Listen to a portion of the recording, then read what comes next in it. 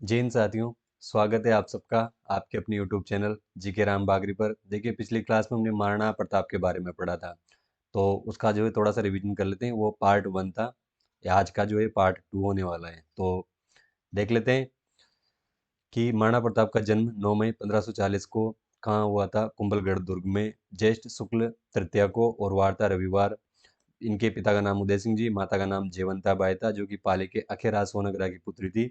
और इनकी पत्नी जो है अजबदे पंवार, जो कि बिजोलिया के रामरख पंवार की पुत्री थी। और इनके पुत्र अमर सिंह जी, अमर सिंह फर्स्ट, जो कि अगले राजा बने थे इनके बाद में। तो देखिए, जब जगमाल जो है उदय सिंह जी के, जब यहाँ मृत्यु हो जाती है गोगुंदा में 28 फरवरी 1572 को, होली के दिन, तो जगमाल वहाँ उपस्थित नहीं होता है। तो सरदार पूछते हैं जगमाल क्यों नहीं आया, तो जगमाल को जो है बटियानी रानी के प्रभाव में आकर के उदय सिंह जी ने अगला राजा बना दिया था। तो जब सरदारों को इस बात का पता चलता है तो वो नाराज होते हैं कि ऐसे कैसे जो है राजा किसी को उत्तराधिकारी घोषित कर दें, जबकि ये अधिकार सलूम्बर वालों के पास था। तो सलूम्बर के कृष्णदास छुंडावत जो है महाराणा प्रताप के कमर में तलवार बांध करके गोगुंदा में जो उनका फर्स्ट राज्याभिषेक 28 फरवरी 1572 को कर देते हैं। तो ये ध्यान रखना, वो सीधे से याद रखना कि जिस दिन उदय सिंह जी की मृत्यु हुई थी उसी दिन महाराणा प्रताप का फर्स्ट राज्याभिषेक हुआ था। फिर जो है सरदार और सब लेकर के महाराणा प्रताप को कुंभलगढ़ आते हैं और कुंभलगढ़ में आकर के जगमाल से मना करते हैं कि आप जो है राजा नहीं हो, जो अगले राजा हैं वो कौन है, राणा प्रताप हैं। इस बात से नाराज होकर जगमाल जो है अकबर की शरण में चला जाता है और अकबर उसको जहाजपुर की जागीर देते हैं। बाद में इनकी जो मृत्यु वो दत्तानी के युद्ध में हो जाती है 1583 में, किनकी, जगमाल की। तो जो दूसरी बार राज्याभिषेक हुआ वो कहाँ हुआ था, कुंभलगढ़ में। वो भी 1572 में हो गया था। तो ये ध्यान रखना, जब दूसरी बार राज्याभिषेक हुआ तो जो प्रताप के मामा हैं राव चंद्रसेन जी, जिन्होंने पहले ही जो है अकबर के विरुद्ध स्वतंत्रता की घोषणा कर चुके थे और वो अकबर के खिलाफ लड़ रहे थे, तो वो उपस्थित थे फर्स्ट राज्याभिषेक में। ग्वालियर के रामसा तंवर इनके साथ थे, ध्यान रखना। इसके बाद में जैसे राजा बन गए, हो गए, दूसरी बार जो राज्याभिषेक हुआ उसको राजमहल में क्रांति कहते हैं। जैसे अकबर को पता चला कि जो मेवाड़ का अगला राजकुमार है या जो अगला राजा बना है वो कौन है, प्रताप। तो वो प्रताप को समझाने के लिए अपने 4 दूत भेजते हैं, जिनमें पहला दूत आया था जलाल खान कोरची, 1572 में आ गया था। जब उससे पार नहीं पड़ी तो उन्होंने जो है राजपूत को समझाने के लिए राजपूत को भेजा, किसको, मानसिंह को। जब मानसिंह से भी पार नहीं पड़ी तो उनके पिता भगवंत दास को भेजा, फिर उससे भी पार नहीं पड़ी तो जो है टोडरमल को भेजा। जब फाइनली 4 शांति अभियान भेजने के बाद जब प्रताप नहीं माने और उन्होंने संघर्ष का रास्ता, लड़ाई की सोच ली, तो युद्ध होना वो संभव हो गया था कि अब कन्फर्म है कि युद्ध होगा ही सही। तो इधर प्रताप ने तब तक अपनी सेना का संगठन कर लिया था और ये जो है अगला जो युद्ध हुआ वो हल्दी घाटी का था। तो हल्दी घाटी युद्ध की जो योजना बनाई महाराणा प्रताप ने, तो कुंभलगढ़ के किले में बनाई। और अकबर ने जो है दिल्ली से आकर के, कहाँ पे, दिल्ली से आकर के अजमेर में, और अजमेर में आकर के उसने अपने प्रधान सेनापति की घोषणा करी, जिसके खिलाफ कुछ जो है उसके सैनिक और जो सेनापति थे वो नाराज भी थे। तो उस बात का ध्यान रखना। वो प्रताप, मतलब प्रताप के खिलाफ मानसिंह को भेजना अकबर की कहीं ना कहीं एक रणनीति थी, वो दिमाग से खेल रहा था। कुल मिला के बात, बहुत सारी बातें हैं, तो वो हमने जो है वहाँ देख लिया था। जब युद्ध शुरू हुआ, इधर योजना बन गई, मानसिंह उधर से चला, तो मानसिंह जो है मांडलगढ़ होते हुए मोलेला में आकर के अपने कैंप लगाता है और इधर महाराणा प्रताप जो है लोसिंग में अपने कैंप लगाते हैं। जब सेनाएं आ गई, अब युद्ध होगा। इधर प्रताप के साथ जो है भील थे, भीलों में राणा पूंजा थे, वो भी हम देख लेंगे कि एक तरफ प्रताप की सेना खड़ी है, एक तरफ मानसिंह की सेना खड़ी थी। तो मान जो आजकल प्रश्न पूछता है, हरावल और चंद्रावल, हरावल सेना के आगे के भाग को कहते हैं, जिसका नेतृत्व प्रताप की तरफ से हकीम खां सूरी कर रहा था, जो कि इस युद्ध में शहीद हुआ था और उसका मकबरा खमनोर राजसमंद में बना हुआ है, ठीक है। और जो चंद्रावल सेना आती है, जो पीछे की सेना होती है और बड़ी होती है, उसका जो नेतृत्व है वो पूंजा भील कर रहे थे। पूंजा एकमात्र भील सेनापति था जिसको जो है राणा टाइटल लगाने की इजाजत महाराणा प्रताप ने दी थी। उधर जो मानसिंह है, मानसिंह के हरावल का जो नेतृत्व है वो जगन्नाथ कछवा कर रहे थे, और चंद्रावल में जो है मेहतर खां था। मेहतर खां ने ही जो है मतलब महाराणा प्रताप के दूसरे अटैक पर अकबर के आने की झूठी अफवाह फैलाई थी और जो है सैनिकों को संगठित करके युद्ध लड़ा था, ठीक है। जब युद्ध शुरू हुआ, सुबह के समय शुरू हुआ था और 5 से 6 घंटे के लगभग चला था। तो महाराणा प्रताप ने पहले तो जो है बलोल खां था, जो कि एक 5-6 फुट का, 6-7, मतलब लगभग 6 फुट का एक मुगल सेनापति था, और ऐसा कहते हैं कि वो कभी भी किसी से नहीं हारा था। प्रताप ने उसको जो है घोड़े समेत चीर दिया था। तो वो बात थी। उसके बाद में जो है महाराणा प्रताप मानसिंह की तरफ बढ़े थे और मानसिंह जो है मर्दाना हाथी पर बैठा था। तो इस युद्ध में जो है हाथी भी लड़े थे, इस वजह से इसका नाम जो है मतलब देख लेते हैं। तो हाथी पे बैठा था महाराणा प्रताप, जैसे भाले का वार किया तो वो भाला जो है मावत को लगता है और मानसिंह जो है ओहदे में छिप जाता है। लेकिन जो है उस हाथी के दांतों में या सूंड में लगे हुए खंजर की वजह से जो है चेतक के चेतक जो है घायल हो जाते हैं और घायल होने के बाद में जो है यहाँ से उनको शत्रु घेर लेते हैं, मतलब सैनिक। तो उनके कवच जो है और छत्र होते हैं उनको धारण करता है कौन? झाला बींदा, जो कि हर बार होता आया है कि कोई ना कोई झाला जो है युद्ध में, जैसे मेन राजा जब गिर जाते हैं तो उनका जो है वो रक्षा करता है। तो वो उनके कवच को धारण करता है कौन? झाला बींदा, और प्रताप को जो यहाँ सुरक्षित निकाल दिया जाता है। तो उसी समय दो मुगल सेना, मतलब दो सैनिक जो है इनका पीछा करते हैं, तो शक्ति सिंह जो है इनकी रक्षा करते हैं और वो नीलेगढ़ राजवाड़े, वो कहानी मेवाड़ में प्रचलन में आ गई। ठीक है, वो अलग अलग बातें थी, मैंने बता दी थी शक्ति सिंह के बारे में। अब जब यहाँ से चैतक निकाल कर ले जाते हैं तो वलीचा गांव में इनकी मृत्यु हो जाती है और जहाँ पे उनका स्मारक बना हुआ है, ये ध्यान रखना। अब इस हल्दीघाटी युद्ध के उपनाम क्या क्या थे? मैंने कहा था कि कर्नल जेम्स टोड ने इसको जो है मेवाड़ की धर्मों पर लिखा है।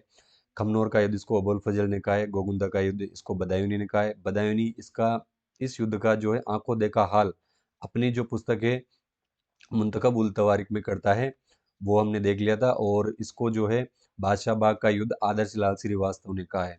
ठीक है, इसमें महाराणा प्रताप की तरफ से जो घोड़ा था वो था चेतक, जो कि काठियावाड़ी नस्ल का था, वो ध्यान रखना। और जो मानसिंह का हाथी था वो था मर्दाना। महाराणा प्रताप की तरफ से जो हाथी लड़े थे वो एक तो लूणा और राम प्रसाद था। राम प्रसाद को जीतने के बाद अकबर ने इसका नाम पीर प्रसाद कर दिया था। और उधर मानसिंह की तरफ से जो हाथी लड़े थे वो गजमुक्ता, गजराज और रणमंदिर थे। ठीक है, वो यहाँ तक हमने देख लिया था। इस युद्ध को जो है अनिर्णायक युद्ध कहा जाता है। सब दोनों पक्ष अपनी अपनी विजय बताते हैं। वो उधर अकबर वाले तो उनकी विजय बताते हैं और जबकि ये इनकी विजय बताते हैं। लेकिन जैसे उधर बदायूंनी अकबर के पास पहुंचा था तो उसने कहा कि हम जीत गए हैं। लेकिन जैसे बाद में मानसिंह और आसफ कहाँ पहुंचते हैं तो पता चलता है, वो पूछता है अकबर कि क्या महाराणा प्रताप मर गए? कि नहीं, वो नहीं मारे गए। पकड़ में आए तो वो नहीं आए। और क्या संधि करी कि नहीं करी? तो फिर इस बात से जो है नाराज होकर के इसने अकबर ने मानसिंह की डोडी बंद कर दी, इनको 6 महीने तक दरबार से निकाल दिया था और इनका मनसब वो भी कम कर दिया था। मनसब एक पद होता है जिसमें घोड़े को जो सलामी या घोड़े दिए जाते हैं, तो वो कम कर दिया था अकबर ने। वे ये मैंने पहले बता दिया था, तो वो ध्यान रखना कि अकबर ने इनका जो है दरबार में आना बंद कर दिया। अब ऐसा कौन राजा होगा जो जीतने के बाद में जो है अपने सेनापतियों के साथ ऐसा सलूक करेगा, जिसको पुत्र के समान मानता है मानसिंह, और उसका दरबार में आना बंद कर दिया 6 महीने तक। तो वो ध्यान रखना जो है, इसमें जो विजय हुई थी अंतिम विजय महाराणा प्रताप की थी। उसके बाद में ये कोलियार गांव में गए थे जहाँ इन्होंने घायल सैनिकों का इलाज करवाया था। यहाँ तक हमने देख लिया था। उसके बाद में जो है अकबर आया था, अकबर खुद। अब बताओ, अगर जीत जाते तो अकबर को आने की क्या जरूरत पड़ती? लेकिन जो है अकबर खुद आया। उसी समय आया था लगभग 1576 में नवंबर के लगभग। और उसने आकर के जो है उदयपुर को अपने अधिकार में कर लिया और उसका नाम मोहम्मदाबाद कर दिया। इसी समय जो है बांसवाड़ा और डूंगरपुर के जो आसकरण और प्रताप सिंह है, उन्होंने जो है अकबर की दीनता स्वीकार करी थी। अब फिर अकबर यहाँ से लौट जाता है। उसके बाद में प्रताप को पकड़ने के लिए उसने बहुत सारे अभियान भेजे थे, जिसमें जो अगला था हम पढ़ने वाले थे वो था शाहबाज खां। लेकिन इससे पहले ये रिवीजन हुआ है लगभग 7-8 मिनट का, वो ध्यान रखना। तो मैं बता दूं, आप अगर इतिहास को डिटेल से पढ़ना चाहते हैं या पढ़ रहे हैं तो अच्छी बात है, लेकिन जिस प्रकार से मैंने लिखा है उसी प्रकार से आप नोट्स बनाइए। आपको जो है इतिहास थोड़ा समय तो लगेगा, क्योंकि ये जो लेवल लेके चल रहा हूँ मैं अपर लेवल का है। यूँ मान के चलो आरएस लेवल तक का जो है इसमें लेवल है। तो ध्यान रखना, आपको इतिहास को कहीं से, राजस्थान का इतिहास अगर एक बार पढ़ लिया, नोट्स बना लिए, तो अलग से पढ़ने की जरूरत नहीं पड़ेगी। मेरी कोशिश है कि क्वेश्चन कम से कम बाहर हो। तो देखिए, आज हम पढ़ने वाले हैं वो शाहबाज खां के जो आक्रमण हुए थे वो, और आगे के किस प्रकार से घटनाक्रम रहे उनके बारे में। तो देखिए, चलते हैं महाराणा प्रताप के बारे में। आगे का जो टॉपिक है वो कि शाहबाज खां के आक्रमण। तो ध्यान रखना, जो शाहबाज खां के आक्रमण हुए थे वो शाहबाज खां के चित मतलब मैं कहूँ कुंभलगढ़ पर 3 बार आक्रमण हुए थे। कितनी बार? 3 बार। जिसमें कब कब हुआ? एक तो 1577, एक 1578 और एक 1579। तो ये जो है 3 अप्रैल 3 अप्रैल 1578 को ये असफल हुआ, मतलब इसमें भी जो है इसको सफलता नहीं मिली। दूसरे में जब दूसरी बार आक्रमण हुआ था इसमें सफल हो गया था, और जब 79 में हुआ था तो ये भी असफल ही रहा था। मतलब यहाँ पे जो है महाराणा प्रताप कुंभलगढ़ में 3 युद्ध होता है और शाहबाज खां जीत जाता है। तो ये ध्यान रखना, शाहबाज खां एकमात्र मुस्लिम सेनापति है जिसको कुंभलगढ़ जीतने का जो है, मैं क्यों कहूँ, क्रेडिट प्राप्त है। कि इसको जो है किसने जीता, किसी के द्वारा नहीं जीता गया, सिर्फ केवल शाहबाज खां ने 3 अप्रैल 1578 को एक ही बार जीता था। तब जो है महाराणा प्रताप यहाँ से निकल करके जो है आंवरगढ़ की तरफ चले जाते हैं, आंवरगढ़ को अपनी अस्थायी राजधानी बनाते हैं और पकड़ में नहीं आते। पकड़ में तो फिर भी नहीं है, आज जीवन ही पकड़ में नहीं है। अकबर ने पूरी जी जान लगा दी, पूरी कोशिश कर ली, पर महाराणा प्रताप कैसे न कैसे बच करके निकल जाते थे और कभी भी पकड़ में नहीं आए। तो ये ध्यान रखना कि कितने आक्रमण हुए थे, 3 बार, और ये स्पष्ट ध्यान रखना, पूछा हुआ क्वेश्चन है। और ध्यान रखना कि किसने जीता था, तो शाहबाज खान ने। कब जीता, 3 अप्रैल 1578 को। ठीक है, आगे देखते हैं शेरपुर की घटनाएं। जब इससे पार नहीं पड़ी तो जो है अकबर ने अगला जो राजा, मतलब जो सेनापति भेजा, वो रहीम जी को भेजा। आपने पढ़े होंगे रहीम जी के दोहे, वो अब्दुल रहीम, सॉरी, रहीम जी। किसको भेजा था, रहीम जी को। आपने रहीम जी के दोहे पढ़े होंगे, वो यही अब्दुल रहीम खाने खाना, इनको भेजा। तो जब रहीम जी आए तो ये शेरपुर में रुके हुए थे। अकबर पूछता कि भाई क्या वो पकड़ में आए कि नहीं आए, निकल गए, बच के निकल गए। अब वो यूं तो कह नहीं सकता क्यों नहीं पकड़ में आए, कि जब उसको मानसिंह, आसफ खां, इधर से शाहबाज खां, ये नहीं पकड़ पाए, तुम खुद आए हो, तुम खुद नहीं पकड़ पाए, तो फिर मेरे से तो उन्होंने ज्यादा पूछते नहीं, हाँ कि कोशिश में लगे रहो, एक ना एक बार तो पकड़ में आएंगे इसे। तो रहीम जी जो है शेरपुर में रुके हुए थे, और ये रहीम जी तो शिकार पे चले गए थे भाई, क्या घूमने जाते पकड़ने के बहाने, और शिकार खेल करके वापस आ जाते थे। देखिए इसको मैं यहाँ लिख देता हूँ।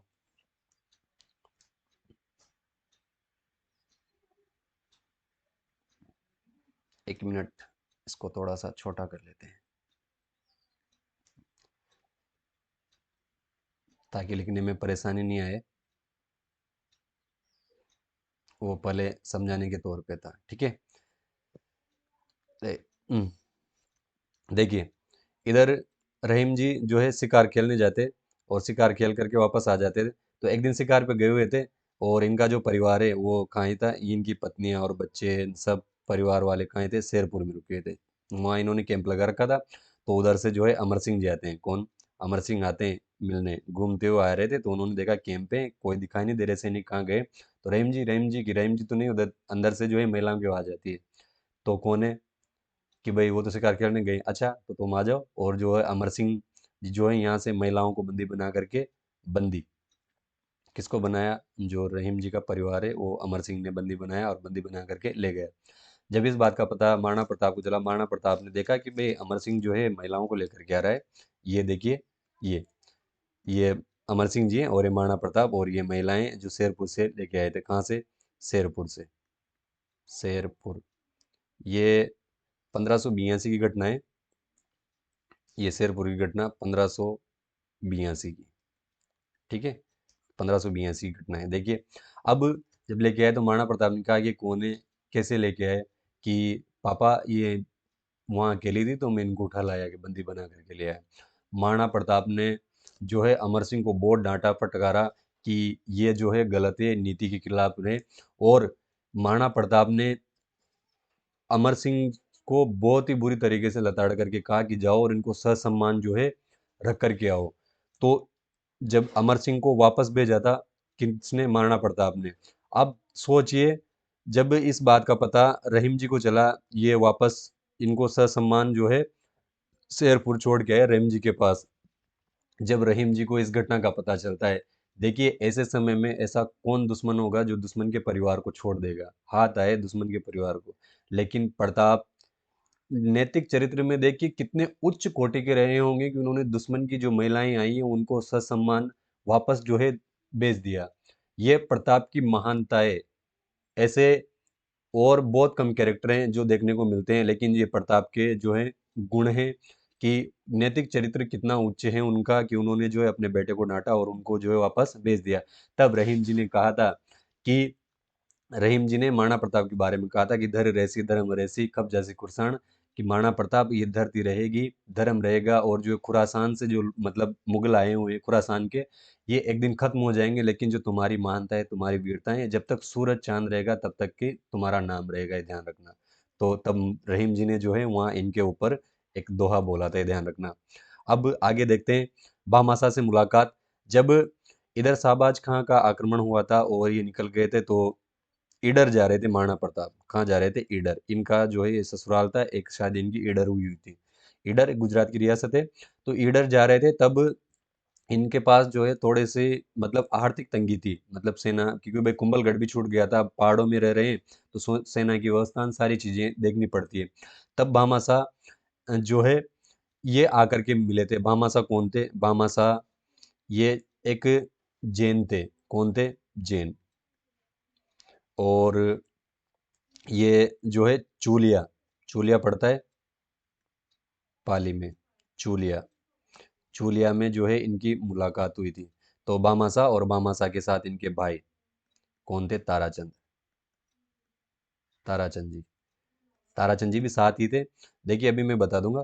तो चूलिया ग्राम में यहाँ इनकी मुलाकात होती है जब इधर जा रहे थे। तो जो भामाशाह है, भामाशाह ने इनको जो है 25,000, 25,000 जो है असरफियाँ, मतलब 25,000 असरफियाँ, और एक मिनट, नगद दिए थे कुछ, नगद 20 लाख की तो असरफियाँ थी, 20 लाख की असरफियाँ और कुछ।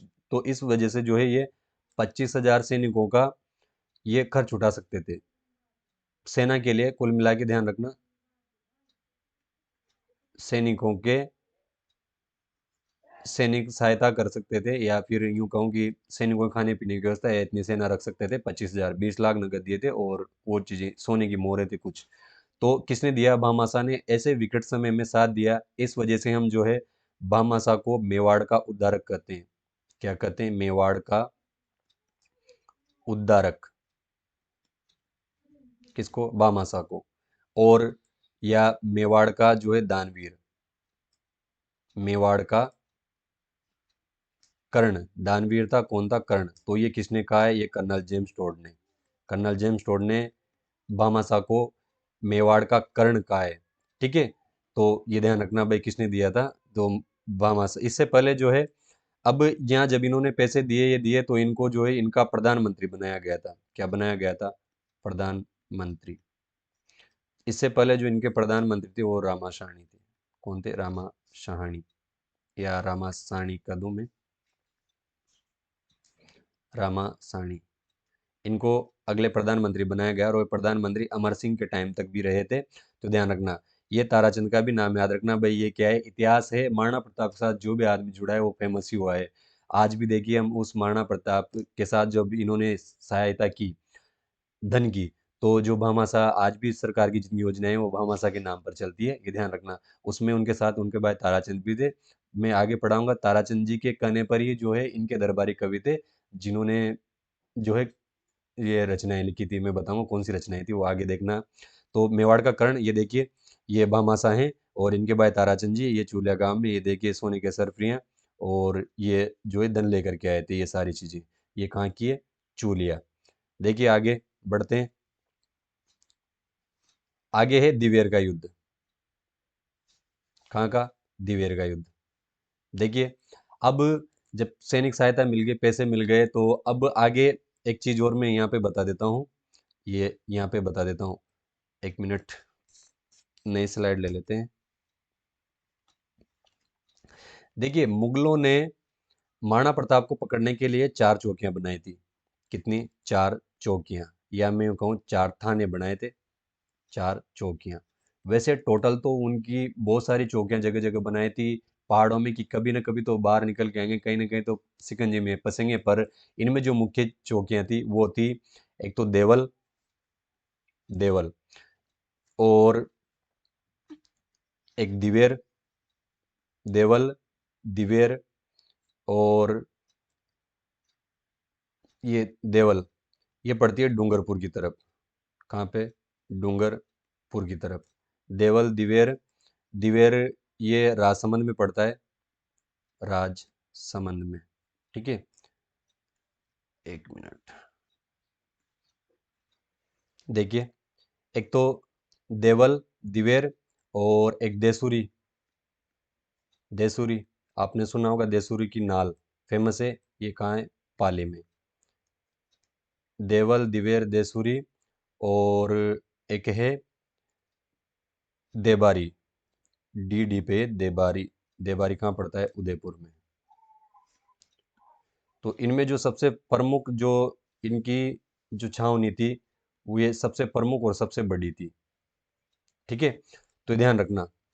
तो कहाँ कहाँ? देवल, डूंगरपुर, दिवेर, देसूरी और देबारी। मतलब देखिए, इधर डूंगरपुर में बना दी, इधर राजसमंद में, इधर पाली, इधर उदयपुर। आखिर महाराणा प्रताप बच के जाएंगे कहाँ भाई? कुंभलगढ़ से निकल गए तो अब जाएंगे कहाँ? पहाड़ों में। तो कहीं ना कहीं कभी तो हाथ लगेंगे। इन्होंने ऐसा कहते हैं कि 36 चौकियां, वो मतलब छोटी छोटी चौकियां और भी बना रखी थी, लेकिन प्रताप किसी की भी हाथ नहीं आए। तो ये देख लेते हैं, एक मिनट।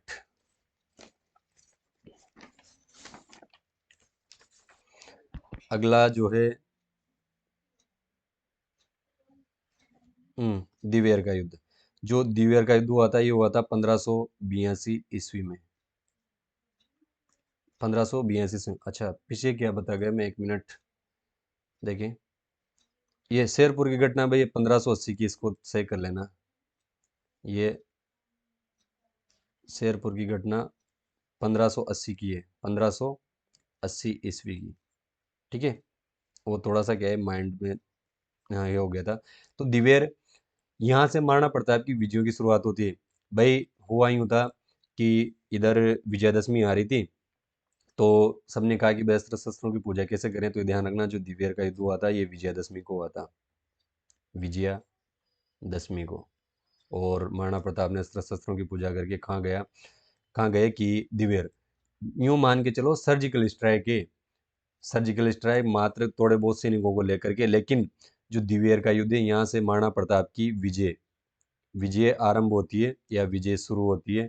और जैसे ही उन्होंने हमला किया, तो इस युद्ध का ध्यान रखना, यहाँ जो अकबर है उसके चाचा, उसका जो चाचा है वो खुद था। क्या नाम था उसका? उसका नाम था, एक मिनट, क्या हुआ यार?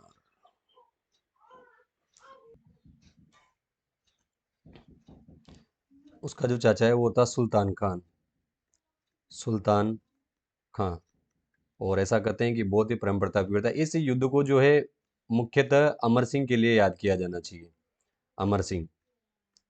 क्योंकि जो है महाराणा प्रताप ही वीर नहीं थे, महाराणा प्रताप का जो बेटा है अमर सिंह, वो भी बहुत ही वीर था। क्योंकि जो अमर सिंह है, अमर सिंह ने सुल्तान खान के जैसे बाले का वार किया था ना, तो बाला जो है उसके पेट में होकर के जमीन पे जाके लगा था। और मतलब भाले से वार किया, किससे? भाले से बींद दिया था, मतलब इसको किसने? अमर सिंह ने। तो ध्यान रखना, जब ये अंतिम समय में था, तो इन्होंने कहा कि भाई महाराणा प्रताप आए। महाराणा प्रताप जब घायल सैनिकों को उठा रहे थे, उनको जो बच गए थे उनके लिए वो सहायता करते थे। तो ये जो है मर नहीं रहा था, जो सुल्तान खान है इसकी जान नहीं निकल रही थी, तड़प रहा था।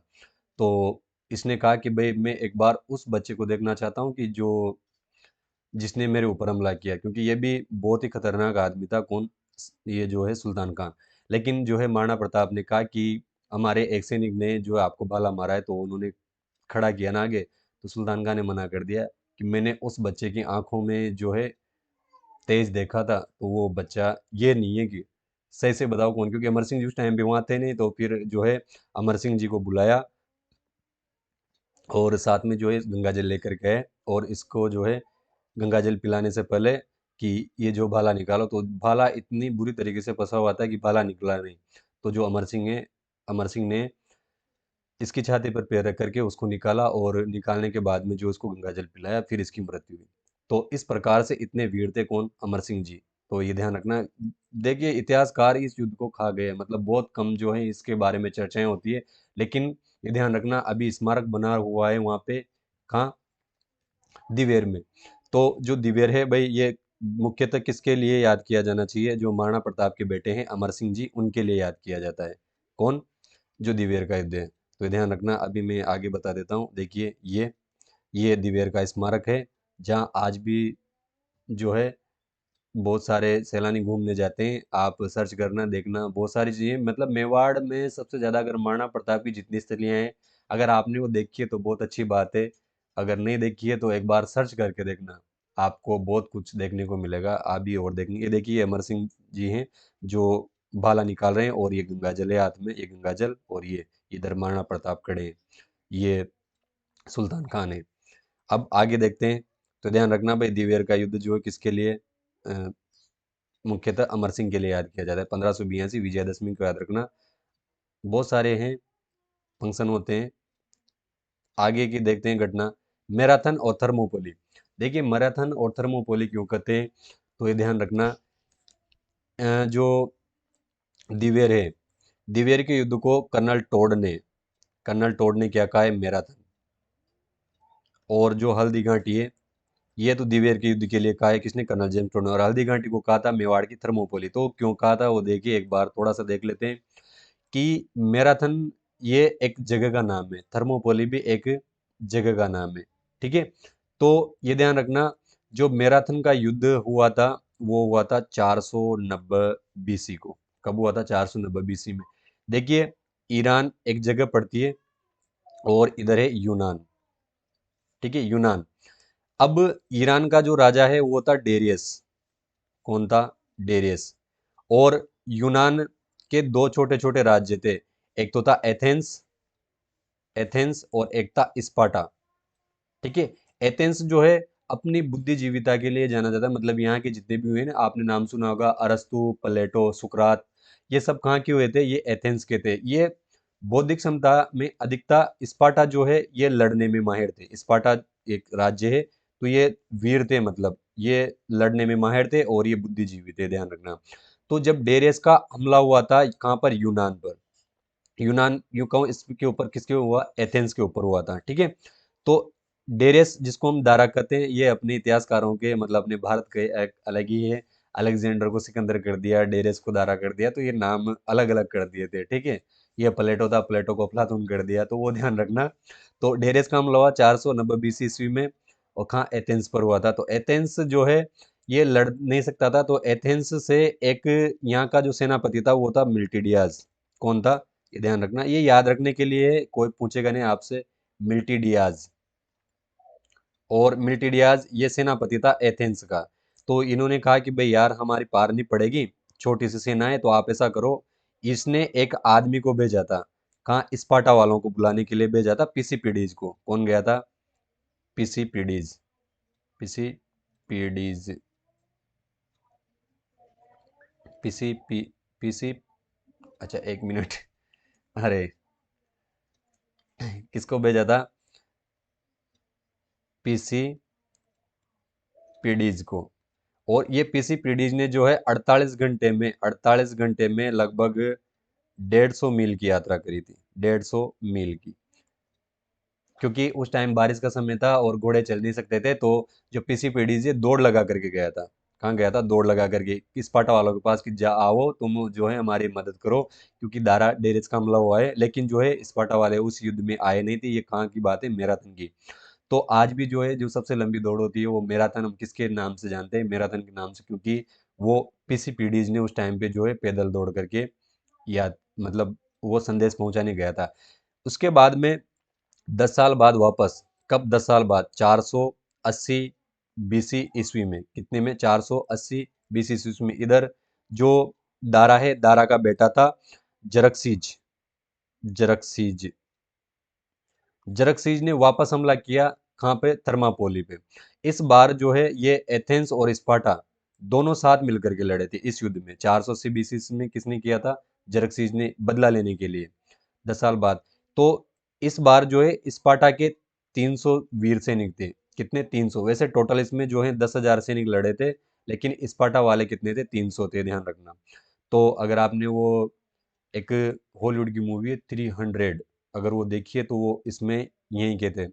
तो इसमें जो है छोटी सी सेना ने, और इस टाइम पे जो सेनापति लड़ा था इधर से, वो कौन था? लियोनिडास। कौन था? लियोनी दास। ठीक है, तो वो मैराथन और ये जो है इसके बारे में एक प्रसिद्ध दोहा है, या इसके ऊपर ये ध्यान रखना भाई, मैराथन और थर्मोपोली के ऊपर अपने राजस्थान में एक कवि ने कहा है कि धोरा घाटियां ताल रो आंटी लो इतिहास, धोरा घाटियां ताल रो आंटी लो इतिहास, गांव गांव थर्मोपोली और घर घर लियोनिडास। मतलब राजस्थान तो ऐसा है, विश्व में तो सिर्फ केवल एक ही लियोनिडास हुआ है और एक ही थर्मोपोली, एक ही मैराथन है, लेकिन राजस्थान ऐसा है जहाँ गांव गांव में थर्मोपोले हैं और घर घर में लियोनिडास हैं। तो ये ध्यान रखना भाई, वो मेवाड़ का मैराथन कर्नल जेम्स टोड ने कहा है, किसको कहा है, दिवेर के युद्ध को, और हल्दी घाटी को थर्मोपोले कहा है कर्नल जेम्स टोड ने।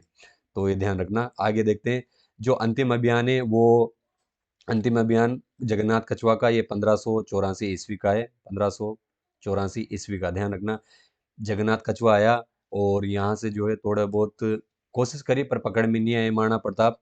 तो लेकिन यहाँ इस बात पे जो है, जब अंतिम अभियान के तौर पे जब जगन्नाथ कछुआ आया तो महाराणा प्रताप को जो है थोड़ा गुस्सा आ गया कि यार ये जयपुर वाले बार बार परेशान कर रहे हैं, कभी मानसिंह आता है कभी जगन्नाथ कछुआ। तो इस बार जो है महाराणा प्रताप ने जो आमेर है, आमेर, तो आमेर का जो एक जगह पड़ती है मालपुरा, महाराणा प्रताप ने मालपुरा पर अटैक किया, और मालपुरा जो कि एक इनका व्यापारिक केंद्र था, तो मालपुरा को जो है महाराणा प्रताप ने जीत लिया। जैसे जगन्नाथ कछुआ गए थे वापस, तो ध्यान रखना जगन्नाथ कछुआ की जो छतरी है वो कहाँ बनी हुई है, मांडलगढ़ में। कहाँ बनी है, मांडलगढ़ में इनकी छतरी बनी है। ठीक है, तो ये मालपुरा को जो है जीत लिया किसने, महाराणा प्रताप ने, ध्यान रखना। आगे और फिर चावंड, ये 1585 ईस्वी में जो है लूणा चावड़िया को, किसको, लूणा चावड़िया को रा करके, यहाँ का था लूणा चावड़िया, लूणा चावड़िया को रा करके जो है चावंड को राजधानी बनाते हैं। और ये जो राजधानी है ये अमर सिंह के टाइम तक रही थी, वो मैं बता दूंगा अभी कितने साल रही कितने साल नहीं, ध्यान रखना। लेकिन बहुत से क्या है, इस चीज को यूं देख लेते हैं, बहुत से स्टूडेंट सोचते हैं कि जो चावंड है वो महाराणा प्रताप की मृत्यु के बाद में राजधानी खत्म हो गई थी, लेकिन ऐसा नहीं था। जो चावंड राजधानी वो अमर सिंह के टाइम तक रही थी, जब इनकी पहली संधि होती है वहां तक। तो ध्यान रखना, महाराणा प्रताप यहाँ हरा देते हैं और चावंड में ही जो है चामुंडा माता का मंदिर बनवाते हैं, किसका, चामुंडा माता का मंदिर बनवाते हैं यहाँ पे। और इसके साथ में कुछ बावड़ियाँ बनवाते हैं, एक मिनट, बावड़ियाँ।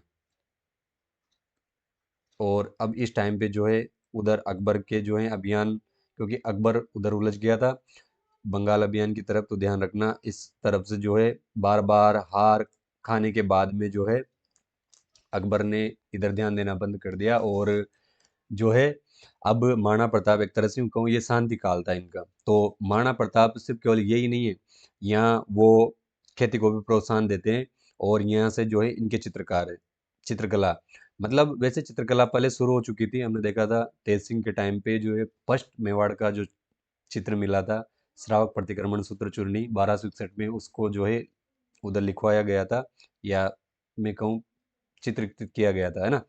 तो ध्यान रखना। लेकिन जो चावंड है वो स्वतंत्र फॉर्म अगर कहीं दिखाई देती है, मतलब इंडिपेंडेंट अगर चित्रकला की फॉर्म दिखाई देती है, तो कहाँ की है, चावंड की, किस कब शुरू हुई थी, महाराणा प्रताप के समय। और इसका जो स्वर्ण काल है वो अमर सिंह के टाइम था, तो ध्यान रखना। तो इन्होंने जो निर्माण कार्य हो गए, चामुंडा माता का मंदिर बनवाया, बावड़ियाँ बनवाए, और यहाँ खेती को प्रोत्साहन दिया, किसको, खेती को। ठीक है, आगे देखते हैं। आगे इनके दरबारी कवि, तो इनके दरबार में दो चारण कवि थे, कौन, चारण, एक तो कौन कौन थे, माला साधु, माला साधु, और एक थे रमा साधु। ठीक है, और भी हैं, देखते हैं आगे। देखिए, चारण कवि हो गए, और इनके जो हैं एक तो सबसे फेमस है चक्रपाणि मिश्र, चक्रपाणि मिश्र। तो जो चक्रपाणि मिश्र हैं उनका तो विशेष तौर पे ध्यान रखना, क्योंकि इन्होंने जो है किताबें लिखी थी, एक तो लिखी विश्व वल्लभ, विश्व वल्लभ, एक लिखी थी राज्याभिषेक, राज्याभिषेक, और एक लिखी थी मुहूर्त माला, मुहूर्त माला, ध्यान रखना भाई, ठीक है। जिसमें ये विश्व वल्लभ है, ये हॉर्टिकल्चर की बुक है। हॉर्टिकल्चर मतलब जो बागवानी है उससे संबंधित है। किसकी? बागवानी, ठीक है। और एक और थे इनके ही दरबार में, एक तो चार, ये मालासांदु हो गए, रामासांदु, ये चारण कवि थे, चक्रपाणी मिश्र। एक नाम में याद रखना, नयन चंद्र सूरी, नयन चंद्र सूरी। और एक मिनट, हेमरत्न सूरी, सॉरी, हेमरत्न, हेमरत्न सूरी। हेमरत्न सूरी ने जो है किताब लिखी थी, एक तो गोरा बादल री चौपाई, गोरा बादल री चौपाई। ये इस किताब को लिखने के लिए, मतलब गोरा बादल री चौपाई के लिए जो है, जो ताराचंद है, ताराचंद ने इनको जो है सहायता दी थी, मतलब ताराचंद जी ने इनको पैसे दिए थे, मैंने बताया था वहाँ पे कि ध्यान रखना। और एक लिखी थी जो पद्मिनी है, पद्मिनी के ऊपर भी लिखी थी इनकी, जो पद्मिनी, पद्मिनी री चौपाई, ठीक है। ये ध्यान रखना है दरबारी में। मुख्य तो ये भी पूछा हुआ क्वेश्चन है, चक्रपाणी मिश्र का भी पूछा हुआ क्वेश्चन है, इनकी जो किताबें ये मोस्ट है। और हेमरत्न सूरी की गोरा बादल री चौपाई। अब देखिए, आगे देखते हैं शांति काल के कार्य। तो शांति काल में देखिए, महाराणा प्रताप एकमात्र ऐसे राजा हैं जिनको सिर्फ केवल वीरता के लिए ही उन्होंने जो है सिर्फ यही काम, एक तो चित्रकला हो ही गई थी, चित्रकला। और चित्रकला में मैंने बता दिया कि जो स्वतंत्र फॉर्म में वो हुई थी। और एक चीज़ और ध्यान रखना उसमें, ये चित्रकला में जो है इनका जो प्रसिद्ध चित्रकार था वो नासिरुद्दीन था। कौन था? नासिरुद्दीन। अब देखिए, ये कम्युनिस्टों की एक बहुत बड़ी साजिश है, यूँ कहूँ कि महाराणा प्रताप की छवि हम सबके दिल में, दिमाग में ये आती है योद्धा की। लेकिन वो योद्धा से हट करके भी जो है उनकी व्यक्तित्व के इतने आयाम खुलते हैं, जैसे दिवेर है, दिवेर में उनके पिता जो है, उनके बेटे जो अमर सिंह है, उनकी वीरता की बातें कही जाती है।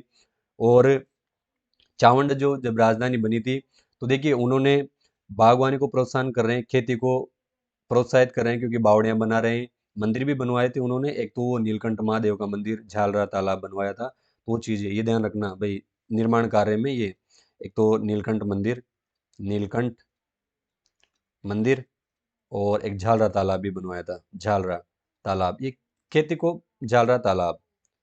और ये हो गया चामुंडा माता का मंदिर, चामुंड में बावड़ियां खेती। ये ध्यान रखना। देखिए अब चित्रकार कौन है? नसीरुद्दीन। हम ज़्यादातर इतिहासकारों ने सबसे ज़्यादा जो हाईलाइट किया ना, वो किसको किया है? मान सिंह को। कि अकबर का सेनापति कौन है? मान सिंह। ये ध्यान रखना कि अकबर की तरफ से जो लड़ा वो कौन था, मतलब मुस्लिमों की तरफ से लड़ा कौन? एक राजपूत। लेकिन महाराणा प्रताप की तरफ भी तो देखो कि महाराणा प्रताप की तरफ से कौन लड़ रहा है? हकीम का सूरी।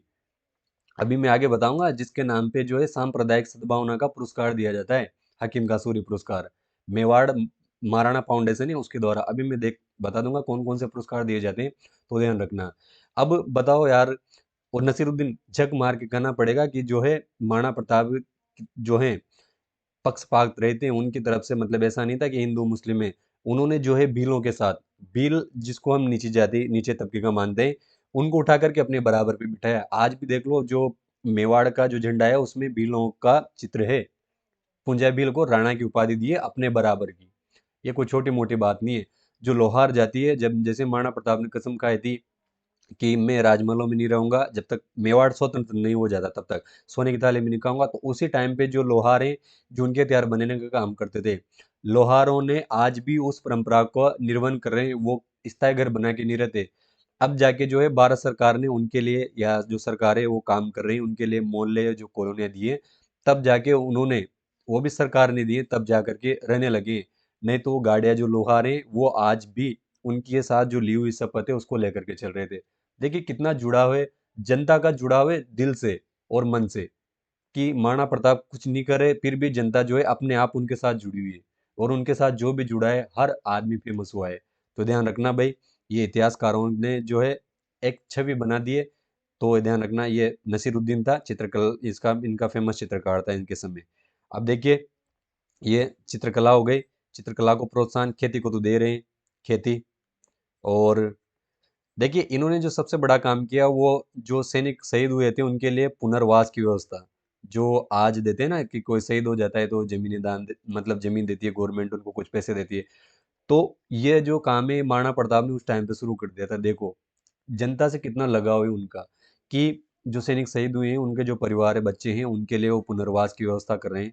किसकी? पुनर्वास की व्यवस्था। देखिए, और पुनर्वास की व्यवस्था करी, एक तो ये चीज है। और इन्होंने जो है महाराणा प्रताप ने सादुलनाथ त्रिवेदी को जमीन दान दी थी। क्या दिया था? दान। कहाँ की? मंडेर। जो, एक मिनट ये मेंढर हो गया। मंडेर की जागीर। कहाँ की? मंडेर की जो जागीर है वो किसको दान दी थी? सादुलनाथ त्रिवेदी को। शार्दुल नाथ त्रिवेदी, इसको जो है दान दी थी। और ये जो है, ये इसका पता हमें कहाँ से चलता है? ये उदयपुर का अभिलेख है, उदयपुर। उदयपुर का अभिलेख है 1588 ईस्वी का।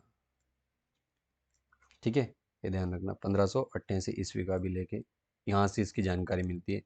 पुनर्वास की व्यवस्था हो गई, दान दी, मतलब महाराणा प्रताप ने यहाँ तक जो है मांडलगढ़, मांडलगढ़ और चित्तौड़ को छोड़ करके बाकी जो है सारे मेवाड़ पर स्व मतलब कब्जा कर लिया था। सिर्फ ये दो ही जगह थी, तो ध्यान रखना कि महाराणा प्रताप किस जगह को कब्जे में नहीं कर पाए थे, तो मांडलगढ़ और जो चित्तौड़गढ़ है उसको। ठीक है, ये ध्यान रखना भाई। अगर मान लो महाराणा प्रताप हार जाते या मर जाते तो दान कैसे करते, वो चीज भी ध्यान रखना कि दान नहीं होता फिर, अगर वो नहीं होते तो। उसके बाद में आगे उनके जो स्मारक हैं वो देख लेते हैं। स्मारक कहाँ कहाँ है? ये देखिए, मोती मगरी में है, मोती मगरी। और एक चीज ये ध्यान रखना भाई, इधर जो है महाराणा प्रताप की चावंड में रहते 19 जनवरी 1597 ईस्वी को जो है इनका जो है देहावसान हो गया था, या ये स्वर्गवासी हो गए थे। ध्यान रखना, 19 जनवरी 1597 ईस्वी को। कहाँ पे? चावंड में। चावंड में रह रहे थे, तो चावंड में ऐसा कहते हैं, कहानी है कि धनुष की प्रत्यंचा चढ़ा रहे थे, तो उस टाइम पे जो है धनुष की इनके जो टूटी, तो डोर की वजह से जो है सिर में लगी थी, और वो घाव जो था वो ज़्यादा हो गया, तो इस वजह से जो इनकी मृत्यु हो गई।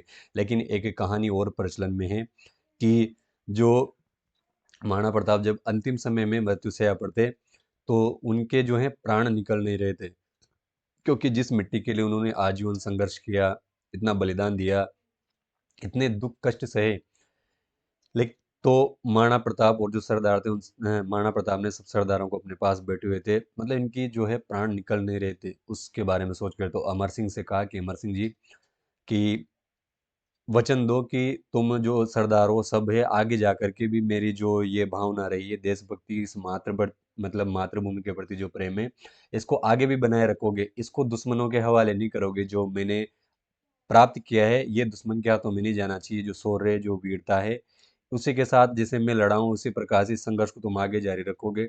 जब सब सरदार कहते हैं कि भले हमारी जान चली जाए, और महाराणा अमर सिंह जी जो हैं वो भी हाथ पकड़ करके वचन देते हैं, तब जाकर के महाराणा प्रताप के जो है प्राण पखेरु उड़े। तो ध्यान रखना, वो मृत्यु कहाँ हुई थी? चावंड में। तो आगे इनके जो स्मारक हैं वो, एक तो मोती मगरी उदयपुर में देख, ये खेजड़ बांध के किनारे इनकी 8 खंभों की छतरी है, 8 खंभों की छतरी।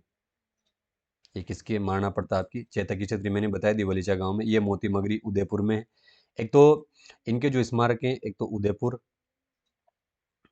एक फतेह सागर जी, अच्छा मैं इधर लिख देता हूँ, एक बार ध्यान रखना, एक तो मोती मगरी, एक उदयपुर, जो फतेह सागर झील है उसके किनारे, फतेह सागर झील उसके किनारे, और एक है अपने अजमेर में।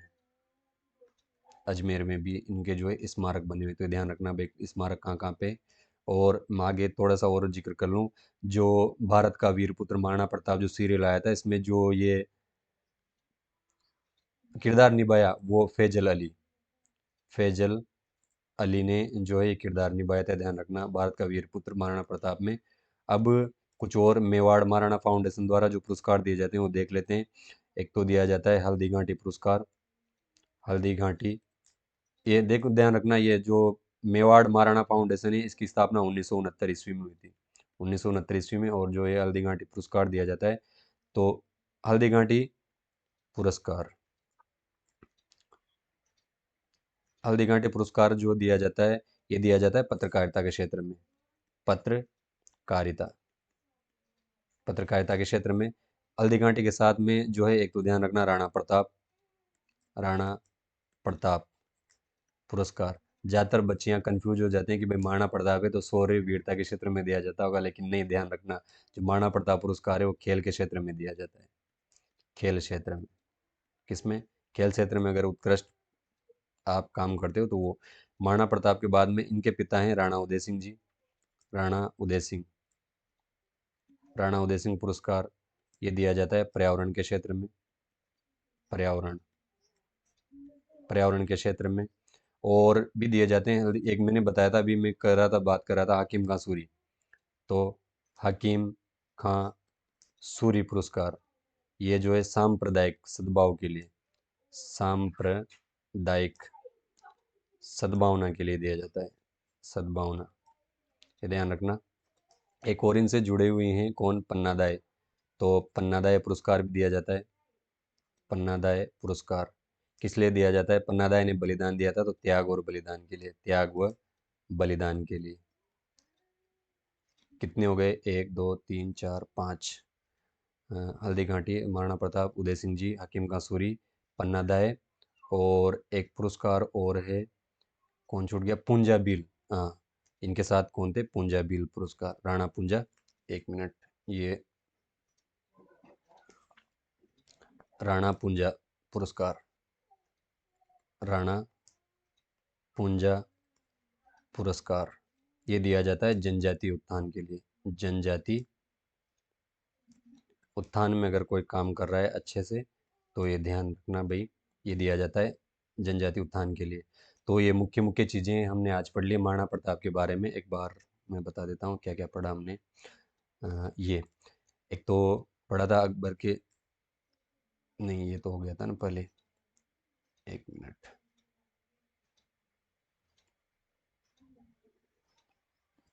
हल्दी घाटी युद्ध ये हो ही गया था।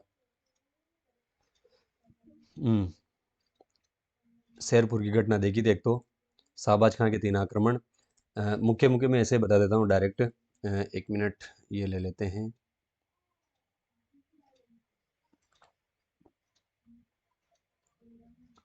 ये देखिए, जो महाराणा प्रताप हैं वो हमने देखा था कि शाहबाज खां के 3 आक्रमण, वो देखिए शाहबाज खां के बाद में जब वो निकल गए तो इधर भामाशाह की मुलाकात, वो चीज़ें देखी।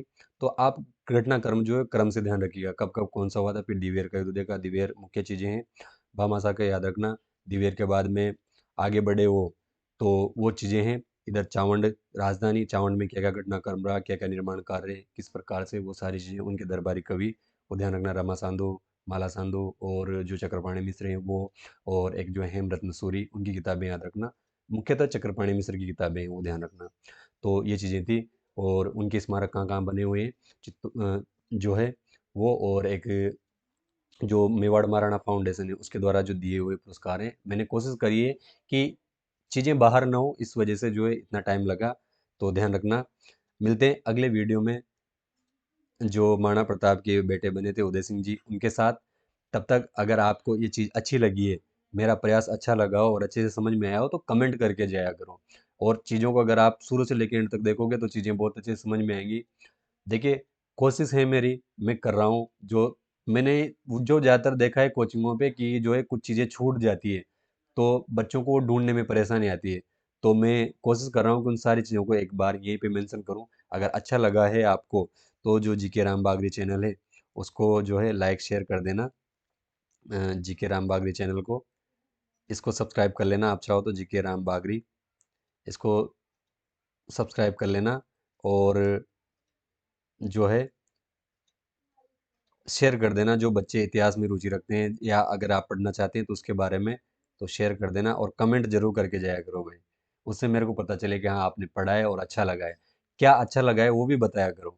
और अगर आपकी कोई क्यूरी है, कोई क्वेश्चन है तो आप कमेंट कर दिया करो, मैं चाहो तो कमेंट में जवाब दे दूँगा, नहीं तो अगला जो सेशन होगा उसमें जो है आपके जो क्वेश्चन है उनको सॉल्व करने का प्रयास करेंगे। तो मिलते हैं अगले वीडियो में जो हैं महाराणा प्रताप के बेटे अमर सिंह जी के बारे में। वो महाराणा प्रताप की तरह परम प्रतापी वीर हुआ है। बहुत कम लोग उनके बारे में जानते हैं, वैसे जो इतिहास से जुड़ा हुआ है तो जानते हैं, लेकिन जो है महाराणा प्रताप के बाद में जो उनकी छवि थोड़ी-सी कमतर आँकी जाती है, लेकिन ऐसा नहीं था, वो प्रताप की तरह ही वीर थे। और उनकी जो लड़ाई हमने देख ली दिवेर के युद्ध में, जो सुल्तान खान को किस प्रकार से उन्होंने मारा था, वो चीज़ है। तो हमने सारी बातें करी है, अब आगे की क्लासें जारी रहेगी। जो बीएसटीसी की टेस्ट सीरीज़ है, वो मैं उपलब्ध करवा दूँगा कुछ समय लगभग होली तक। तब तक आप अपनी तैयारी रखिए और जो है बीएसटीसी क्लासें भी शुरू होगी। तो अभी जो है 12वीं के एग्ज़ाम चल रहे हैं, जैसे 12वीं के एग्ज़ाम खत्म होते हैं, तो या तो अप्रैल की शुरुआत में शुरू कर देंगे क्लासें, तो मिलते हैं। बाकी इतिहास की जो है ये कंटिन्यू रहेगी, तो ध्यान रखना, समय जो है थोड़ा-सा ऊपर-नीचे हो सकता है। बाकी आप जो है सब्सक्राइब कर लोगे तो बेल आइकन ऑन रखना, जैसे ही क्लास अपलोड होगी नोटिफ़िकेशन आपके पास आ जाएगा। आप चाहें तो डाउनलोड करके देख लेना बाद में, या फिर जैसे भी आपको समय मिले वैसे, लेकिन कमेंट ज़रूर करके जाया करो, ये ध्यान रखना, और शेयर कर दिया करो। आपका जो प्यार है, सपोर्ट है, उसको इसी तरह से बनाए रखो, क्योंकि ज़्यादा से ज़्यादा लोग अगर इतिहास को इस तरीके से पढ़ेंगे कि उनके कुछ छूटे ना, क्योंकि कोचिंगों में छोड़ दिया जाता है। मैंने खुद ने देखा है, बहुत सारे जो टॉपिक हैं वो पूरे कवर नहीं करवाए जाते, और मेरी कोशिश है कि इतिहास को इस प्रकार से पढ़ा जाए कि कोई भी चीज़ न छूटे। एक बार पढ़ लो, एक बार नोट्स बना लो, ताकि जो है हर बार आपको अलग अलग पढ़ने की जरूरत नहीं पड़ेगी, तो ध्यान रखना। मिलते हैं अगले वीडियो में, तब तक के लिए जय हिंद, जय भारत।